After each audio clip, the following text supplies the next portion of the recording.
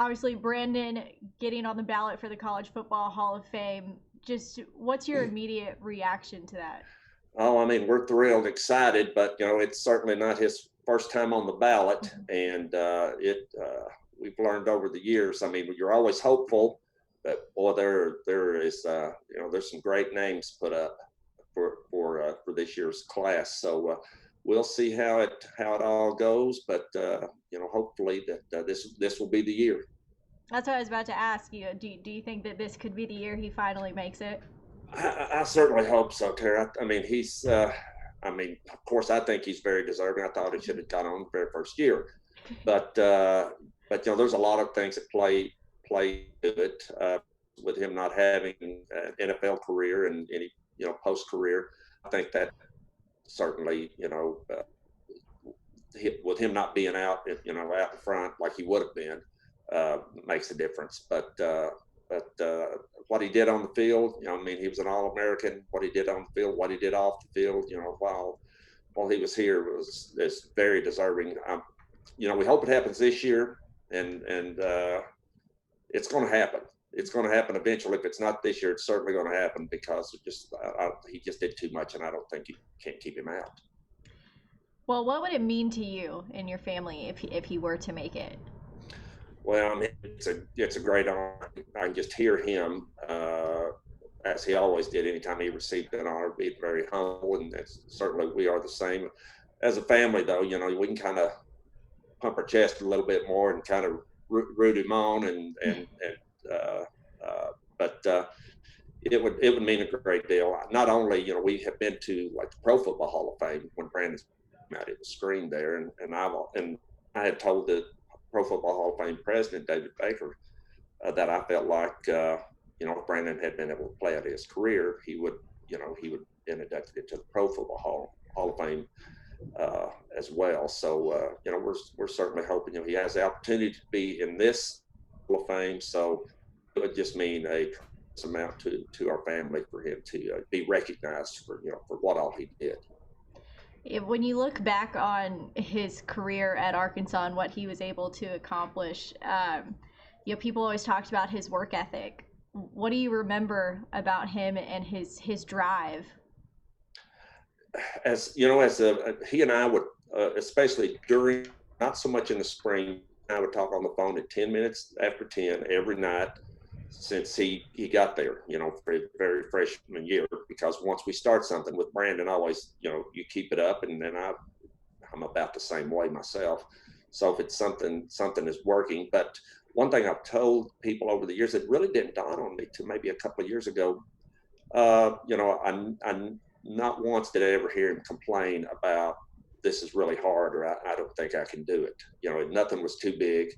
And you look back and you think about the tremendous, I mean, he had to take so much weight off once he got to Arkansas, and that was, I mean, I've heard from his teammates, how they were really concerned for his health and safety. But not once did I, in all those phone calls, all those nights, did I ever hear him say anything about he thought it was too much for him. It wasn't him. It just so goal oriented and driven, and that's the way we've always known him. And so to us, that was just the normal way of doing business for him, and it certainly didn't surprise us at all. Not that we weren't proud of it, we certainly are, but that was just something that was normal for him. To start out as a walk-on and accomplish what he did at Arkansas, what do you think that says about his passion for the game? Yeah, I mean, he certainly had plenty of opportunities to just mail it in and say, all the naysayers, I'm going to believe them. I think this is too big for me, Division I football, and but I mean, the opportunities were there, and for a lot of us, that would be pretty heavy.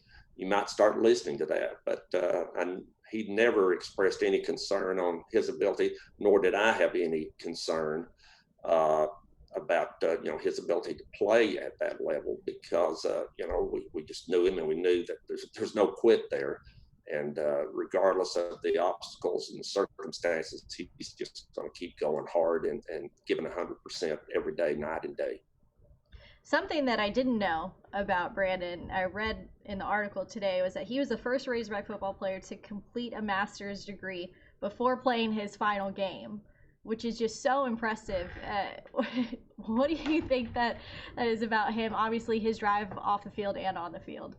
Yeah, and back at that time in his last semester in '98, the '98 season, when he and I were looking at his schedule and thinking basically the NFL how he's going to work out. I didn't realize it to that time. Of course, he had that probably planned out 2 years before. If I can keep doing this, but he really, those were the days where a lot of the team would go home for the summer. It's not like it is now. He, of course, we're only about an hour and a half away from Fayetteville, but he would stay over all week long, work out, have a summer job, usually there at the school, painting the stadium or working at BOM. But he was going to class all the time. So, he graduated and then he went straight into the master's program and completed that. And certainly at that time, that was unheard of. So that's just another great example, to all of us that, it's not just football, it's just the way he lived. I was about to say, we've talked about it before, but whether he makes it into the Hall of Fame or not, he clearly set a great example for a lot of people. What do you think that example is? Yeah, I mean, it's just that you can do whatever you set your mind to. You got to have strong faith. There's no doubt about that. But also to not listen to those that will be there to drag you down. And Brandon had many of those in our hometown here in Harrison when he went to the University of Arkansas. I would hear it every now and then from maybe people I went to high school with, like, I'm not sure he can do this. And I'm like, don't worry about it. I said, he'll be buddies or buddies of mine. I said, well, I hear there's a lot of, there's a new guy coming in. He'll take care of it. And there was opportunity for him to really be intimidated by maybe another player, transfer player that might take his position. But I mean, he lived in the weight room. He lived at the Burles complex. He put in the work, and if he wasn't doing that, he was in the books. So I think it's not just about football. It's all walks of life that set your mind to tasks, set your goals, and